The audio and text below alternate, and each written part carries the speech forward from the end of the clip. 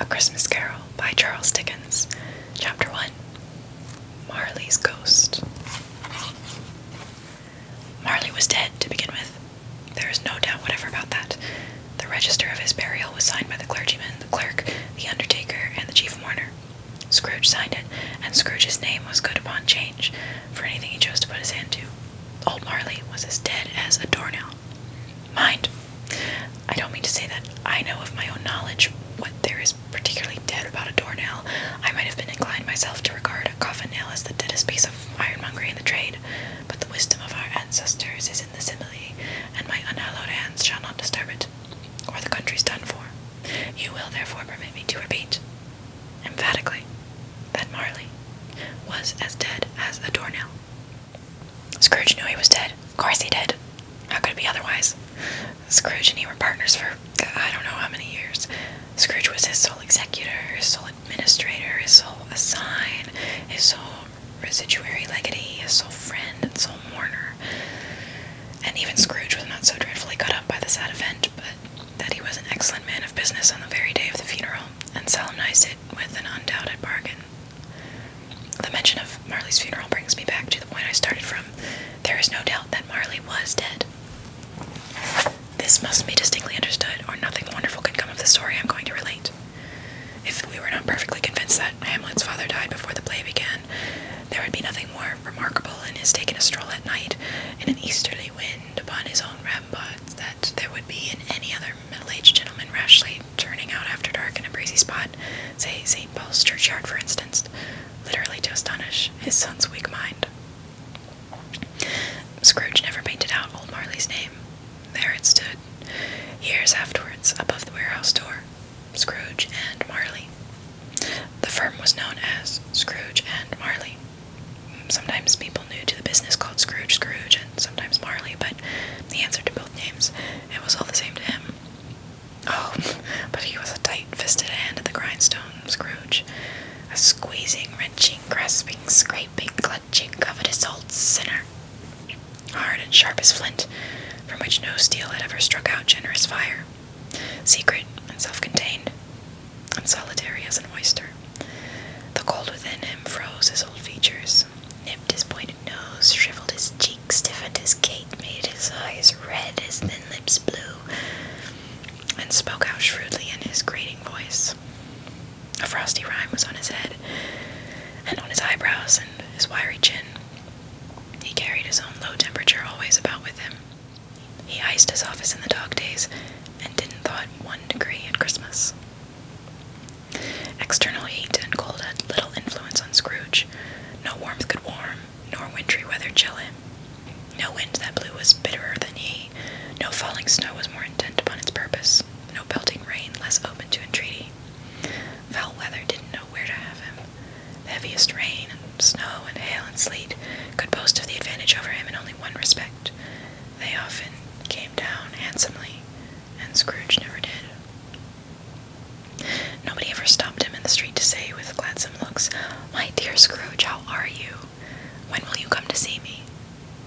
No beggars implored him to bestow a trifle. No children asked him what it was o'clock. No man or woman ever once in all his life inquired the way to such and such a place of Scrooge. Even the blind men's dogs appeared to know him, and when they saw him coming on, would tug their owners into doorways and up courts, and then would wag their tails as though they said, "No eye at all is better than an evil eye, dark master." But what did Scrooge care? It was the very thing he liked, to edge his way along the crowded paths of life, warning all human sympathy to keep its distance, was what the knowing ones call nuts to Scrooge. Once upon a time, of all the good days in the year, on Christmas Eve, old Scrooge sat busy in his counting-house. It was cold, bleak, biting weather, foggy withal, and he could hear the people in the court outside go wheezing up and down, beating their hands upon their breasts, stamping their feet upon the pavement stones to warm them. The city clocks had only just gone 3, but it was quite dark already. It had not been light all day. The candles were flaring in the windows of the neighboring offices, like ruddy smears upon the palpable brown air.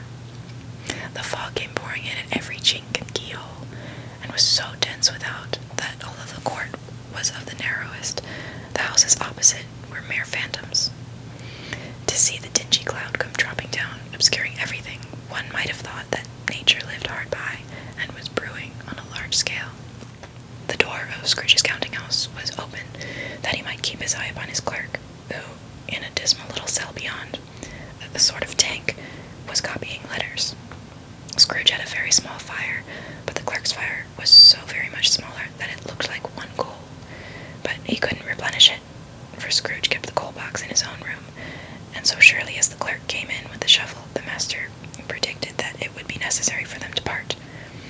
Wherefore the clerk put on his white comforter, and tried to warm himself at the candle, in which effort, not being a man of a strong imagination, he failed.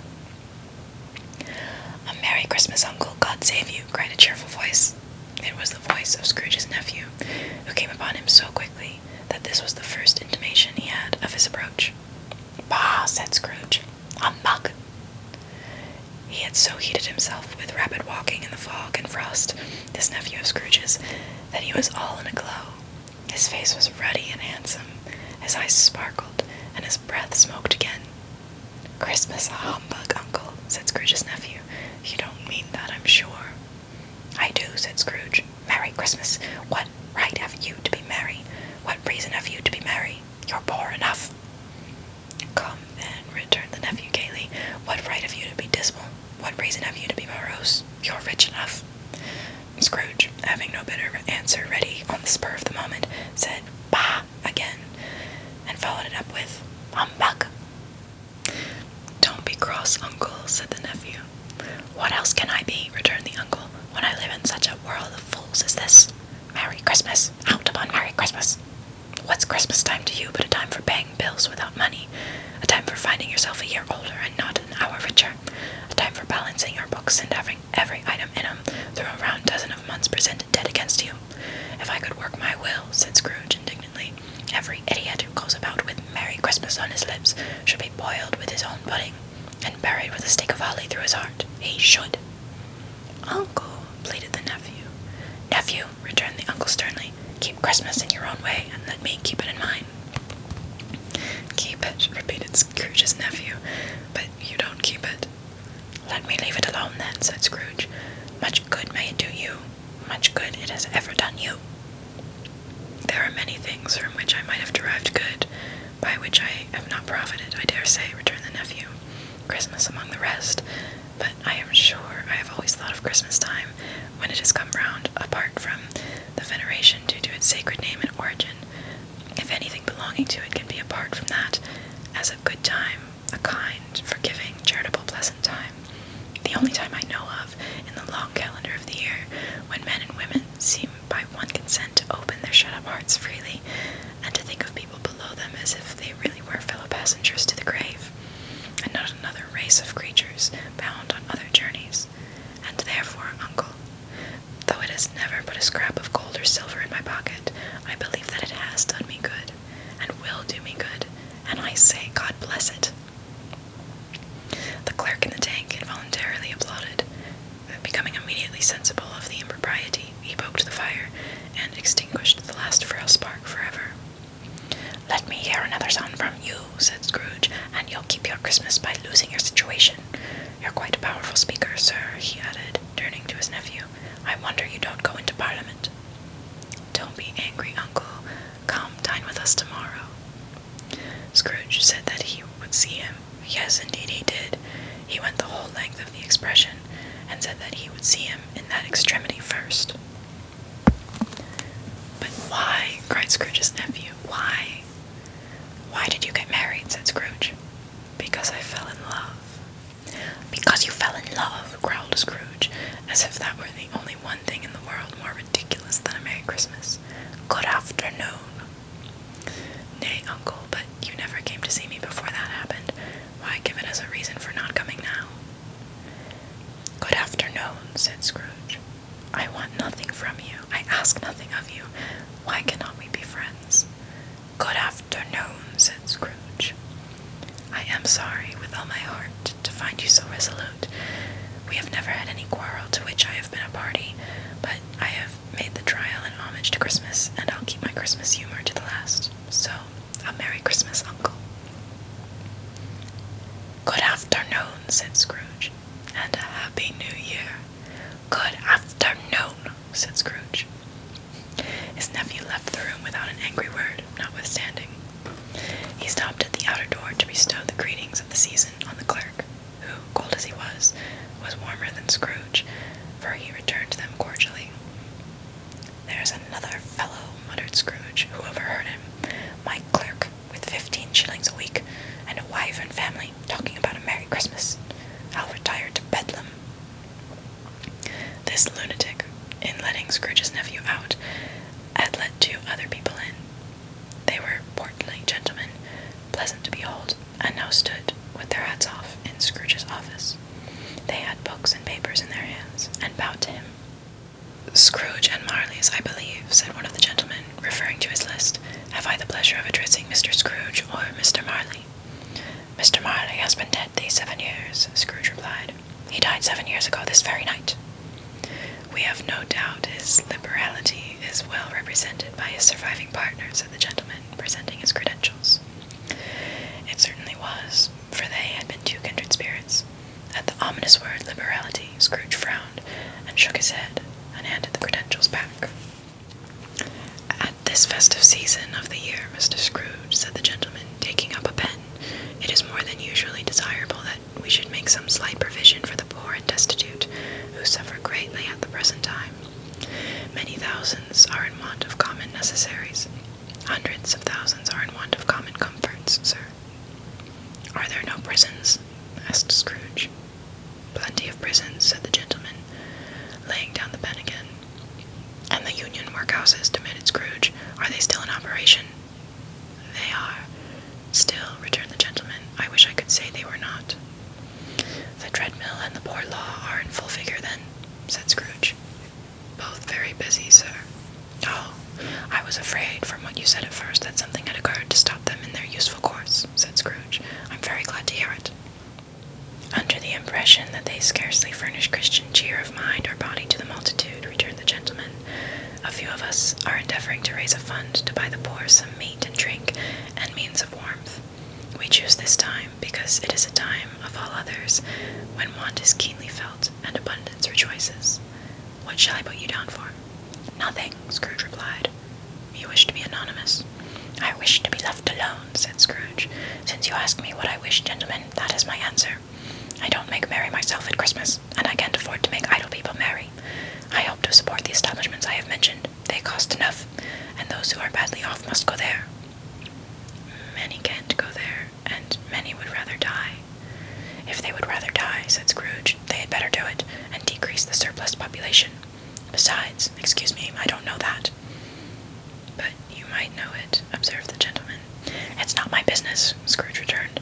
It's enough for a man to understand his own business, and not to interfere with other people's. Mine occupies me constantly. Good afternoon, gentlemen. Seeing clearly that it would be useless to pursue their point, the gentleman withdrew.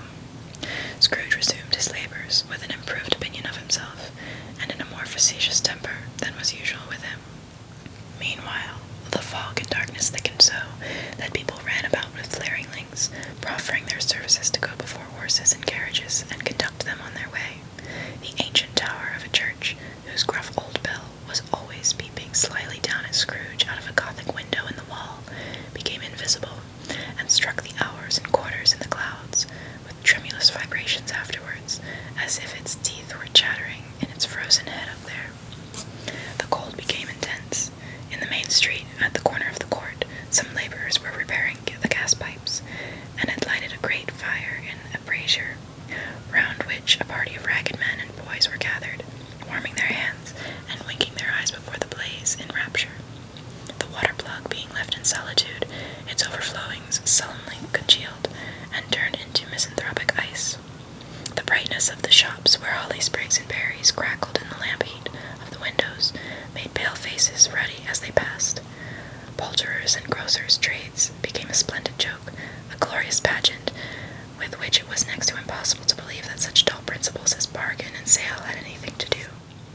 The Lord Mayor, in the stronghold of the mighty mansion house, gave orders to his 50 cooks and butlers to keep Christmas as a Lord Mayor's household should, and even the little tailor, whom he had fined 5 shillings on the previous Monday for being drunk and bloodthirsty in the streets, stirred up tomorrow's pudding in his garret, while his lean wife and the baby sallied out to buy the beef. Foggier yet, and colder, piercing, searching, biting cold.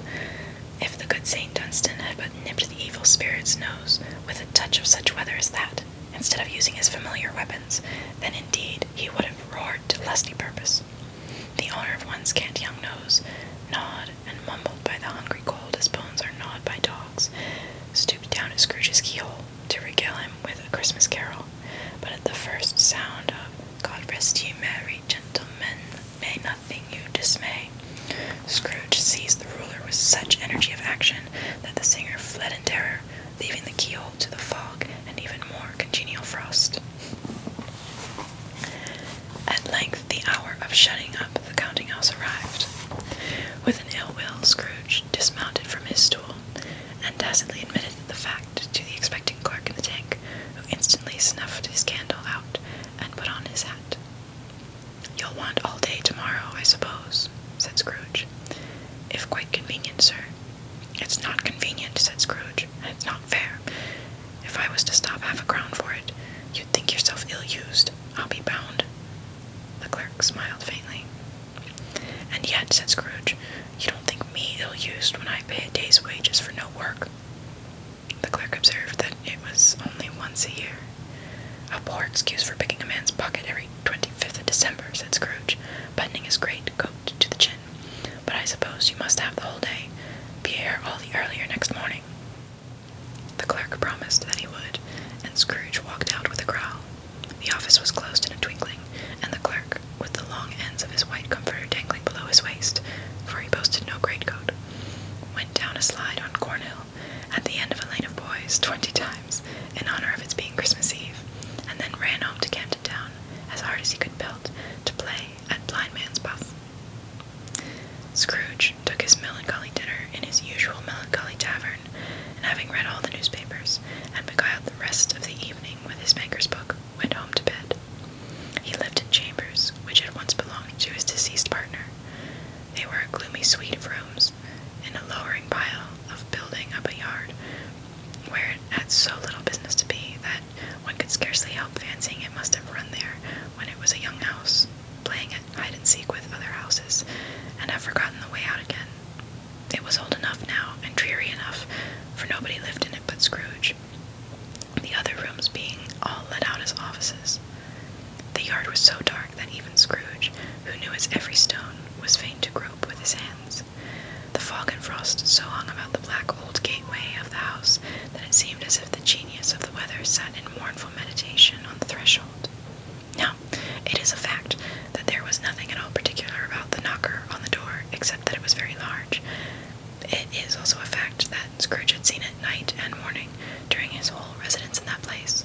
Also that Scrooge had a little of what is called fancy about him, as any man in the city of London, even including, which is a bold word, the corporation, aldermen, and livery. Let it also be borne in mind that Scrooge had not bestowed one thought on Marley since his last mention of his 7 years dead partner that afternoon. And then let any man explain to me, if he can, how it happened that Scrooge, having his key in the lock of the door, saw in the knocker, without its undergoing any intermediate process of change, not a knocker, but Marley's face. Marley's face. It was not an impenetrable shadow, as the other objects in the yard were, but had a dismal light about it, like a bad lobster in a dark cellar. It was not angry or ferocious, but looked at Scrooge as Marley used to look, with ghostly spectacles turned up upon its ghostly forehead. The hair was curiously stirred, as if by breath or hot air, and though the eyes were wide open, they were perfectly motionless. That, and its livid color, made it horrible, but its horror seemed to be, in spite of the face, and beyond its control, rather than a part of its own expression. As Scrooge looked fixedly at this phenomenon, it was a knocker again. To say that he was not startled, or that his blood was not conscious of a terrible sensation to which it had been a stranger from infancy, would be untrue, But he put his hand upon the key he had relinquished, turned it sturdily, walked in, and lighted his candle. He did pause, with a moment's irresolution, before he shut the door, and he did look cautiously behind at first, as if he half expected to be terrified with the sight of Marley's big tail sticking out into the hall. But there was nothing on the back of the door, except the screws and nuts that held the knocker on, so he said, "Pooh, pooh," and closed it with a bang. The sound resounded through the house like thunder. Every room above and every cask in the wine merchant's cellars below appeared to have a separate peal of echoes of its own. Scrooge was not a man to be frightened by echoes. He fastened the door and walked across the hall and up the stairs, slowly too, trimming his candle as he went. You may talk vaguely about driving a coach and six up a good old flight of stairs, or through a bad young Act of Parliament, but I mean to say, you might have got a hearse up that staircase and taken it broadwise, with the splinter bar towards the wall, and the door towards the balustrades, and done it easy. There was plenty of width for that, and room to spare, which is perhaps the reason why Scrooge thought he saw a locomotive hearse going on before him in the gloom. Half a dozen gas lamps out of the street wouldn't have lighted the entry too well, so you may suppose that it was pretty dark where Scrooge's tip. Up Scrooge went, not caring a button for that. Darkness is cheap, and Scrooge liked it. But before he shut his heavy door, he walked through his rooms to see that all was right. He had just enough recollection of the face to desire to do that. Sitting room, bedroom, lumber room, all as they should be. Nobody under the table, nobody under the sofa, a small fire in the grate, spoon and basin ready, and the little saucepan of gruel that Scrooge had a cold in his head upon the hob. Nobody under the bed, nobody in the closet, nobody in his dressing gown, which was hanging up in a suspicious attitude against the wall. Lumber room as usual, old fire guard, old shoes, 2 fish baskets, washing stand on 3 legs, and a poker. Quite satisfied, he closed his door and locked himself in. Double locked himself in, which was not his custom. Thus secured against surprise, he took off his cravat, put on his dressing gown and slippers, and his nightcap, and sat down before the fire to take his gruel. It was a very low fire indeed. Nothing on such a bitter night. He was obliged to sit close to it and brood over it before he could extract the least sensation of warmth from such a handful of fuel. The fireplace was an old one, built by some Dutch merchant long ago, and paved all around with quaint Dutch tiles designed to illustrate the scriptures. There were Cains and Abels, Pharaoh's daughters, queens of Sheba, angelic messengers descending through the air on clouds like featherbeds, Abrahams, Belshazzars, apostles putting off to sea in butter boats, hundreds of figures to attract his thoughts, and yet that face of Marley, 7 years dead, came like the ancient prophet's rod, and swallowed up the whole. If each smooth tile had been a blank at first, with power to shape some picture on its surface from the disjointed fragments of his thoughts, there would have been a copy of old Marley's head on every one. "Humbug," said Scrooge, and walked across the room. After several turns, he sat down again. As he threw his head back in the chair, his glance happened to rest upon a bell, a disused bell, that hung in the room, and communicated, for some purpose now forgotten, with a chamber in the highest story of the building. It was with great astonishment, and with a strange, inexplicable dread, that, as he looked, he saw this bell begin to swing. It swung so softly in the outset that it scarcely made a sound, but soon it rang out loudly, and so did every bell in the house. This might have lasted half a minute, or a minute, but it seemed an hour. The bells ceased as they had begun, together. They were succeeded by a clanking noise, deep down below, as if some person were dragging a heavy chain over the casks in the wine merchant's cellar. Scrooge then remembered to have heard that ghosts in haunted houses were described as dragging chains. The cellar door flew open with a booming sound, and then he heard the noise much louder on the floors below, then coming up the stairs, then coming straight towards his door. "It's humbug still," said Scrooge. "I won't believe it." His color changed, though, when, without a pause, It came on through the heavy door and passed into the room before his eyes. Upon its coming in, the dying flame leaped up as though it cried, "I know him, Marley's ghost," and fell again. The same face, the very same. Marley in his pigtail, usual waistcoat tights and boots, the tassels on the latter bristling like his pigtail, and his coat skirts and the hair upon his head. The chain he drew was clasped about his middle. It was long and wound about him like a tail, and it was made, for Scrooge observed it closely, of cash boxes, keys, padlocks, ledgers, deeds, and heavy purses wrought in steel. His body was transparent, so that Scrooge, observing him, and looking through his waistcoat, could see the 2 buttons on his coat behind. Scrooge had often heard it said that Marley had no bowels, but he had never believed it until now.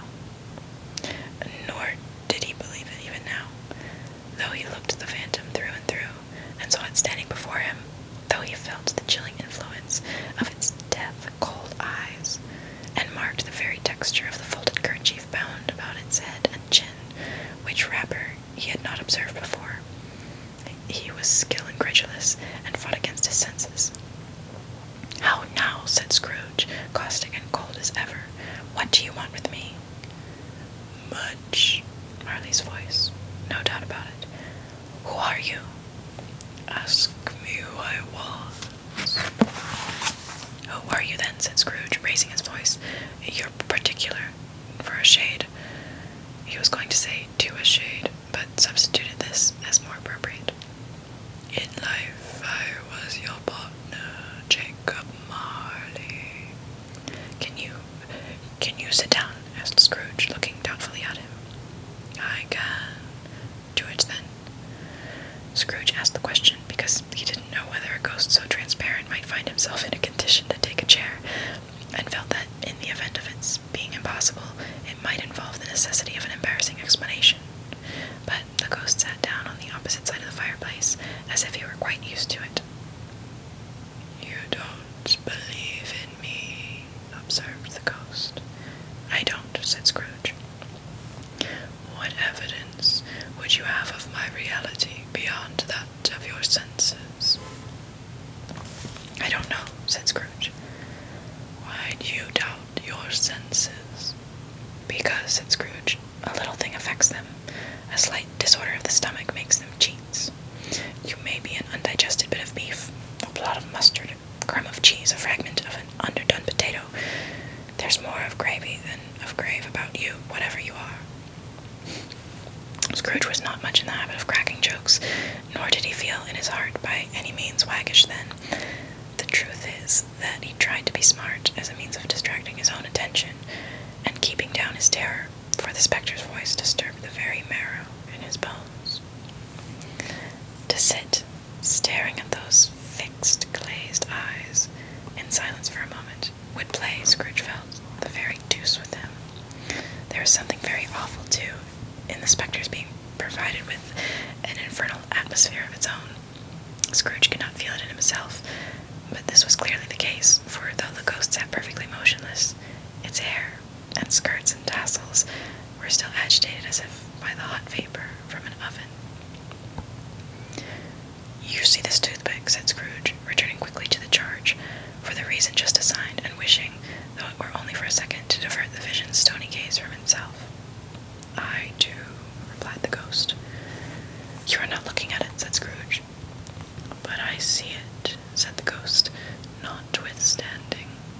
"Well," returned Scrooge, "I have but to swallow this, and be for the rest of my days persecuted by a legion of goblins, all of my own creation. Humbug, I tell you, humbug."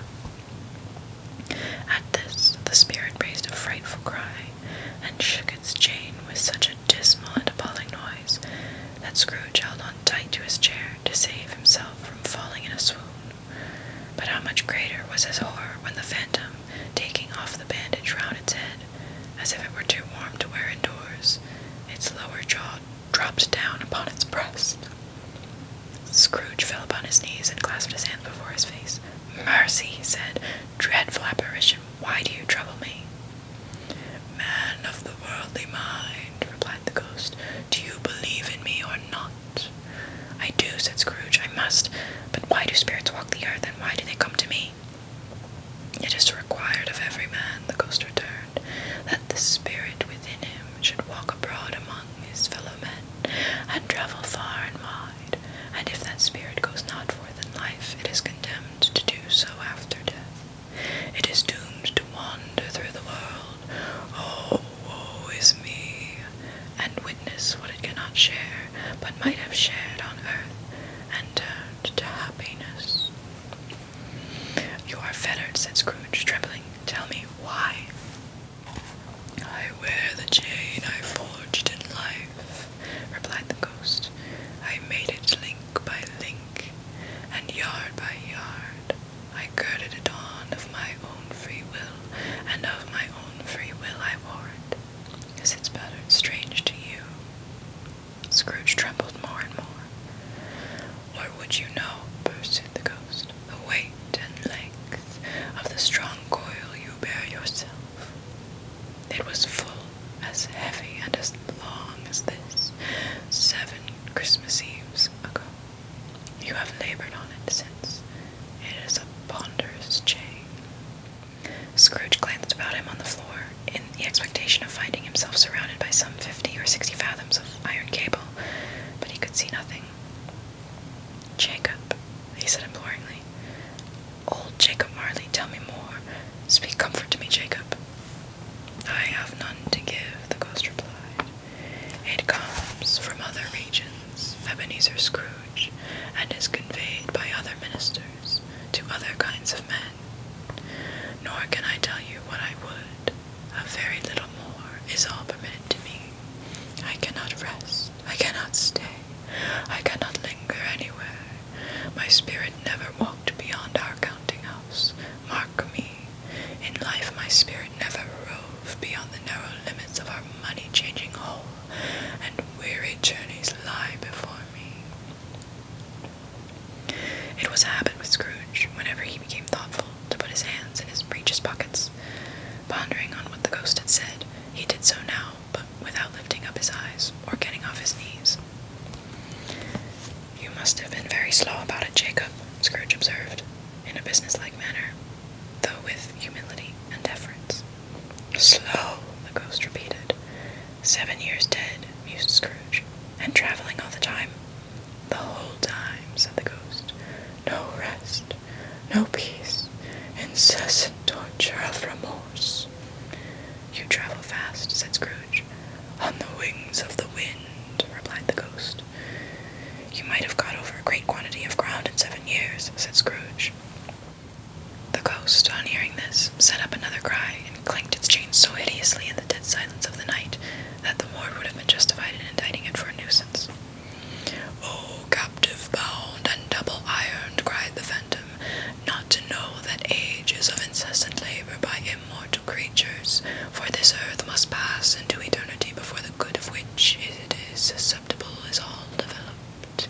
Not to know that any Christian spirit working kindly in its little sphere, whatever it may be, will find its mortal life too short for its vast means of usefulness. Not to know that no space of regret can make amends for one life's opportunities misused, yet such was I, oh, such was I." "But you were always a good man of business, Jacob," faltered Scrooge, who now began to apply this to himself.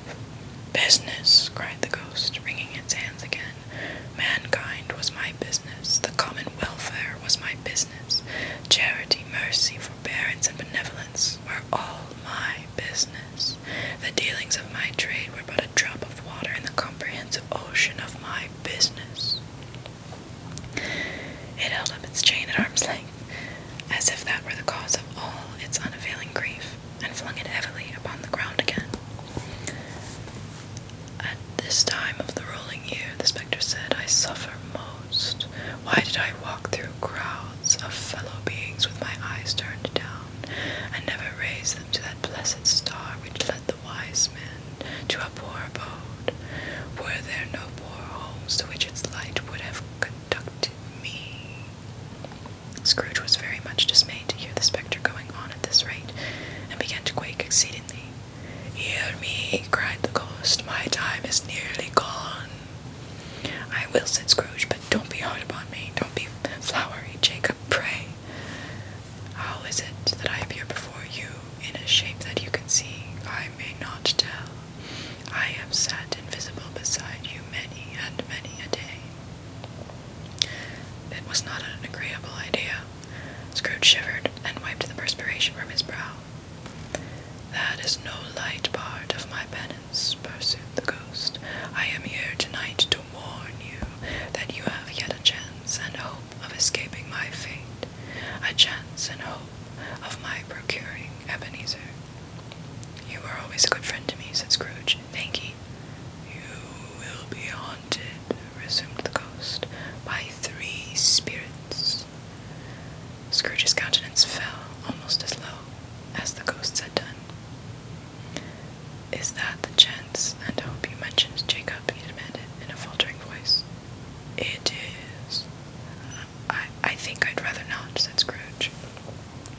Without their visits, said the ghost, you cannot hope to shun the path I tread. Expect the first tomorrow, when the bell tolls 1. Couldn't I take 'em all at once and have it over, Jacob? Hinted Scrooge. Expect the second on the next night at the same hour, the third upon the next night when the last stroke of 12 has ceased to vibrate. Look to see me no more, and look that, for your own sake, you remember what has passed between us. When it had said these words, the spectre took its wrapper from the table and bound it round its head as before. Scrooge knew this by the smart sound its teeth made when the jaws were brought together by the bandage. He ventured to raise his eyes again, and found his supernatural visitor confronting him in an erect attitude, with its chain wound over and about its arm. The apparition walked backward from him, and at every step it took, the window raised itself a little, so that when the spectre reached it, it was wide open. It beckoned Scrooge to approach, which he did. When they were within 2 paces of each other, Marley's ghost held up its hand, warning him to come no nearer. Scrooge stopped. Not so much in obedience as in surprise and fear, for on the raising of the hand he became sensible of confused noises in the air, incoherent sounds of lamentation and regret, wailings inexpressibly sorrowful and self-accusatory. The spectre, after listening for a moment, joined in the mournful dirge and floated out upon the bleak, dark night. Scrooge followed to the window, desperate in his curiosity. He looked out. The air was filled with phantoms, wandering hither and thither in restless haste and moaning as they went. Every one of them wore chains like Marley's ghost. Some few, they might be guilty governments, were linked together. None were free. Many had been personally known to Scrooge in their lives. He had been quite familiar with one old ghost, in a white waistcoat, with a monstrous iron safe attached to its ankle, who cried piteously at being unable to assist a wretched woman with an infant whom it saw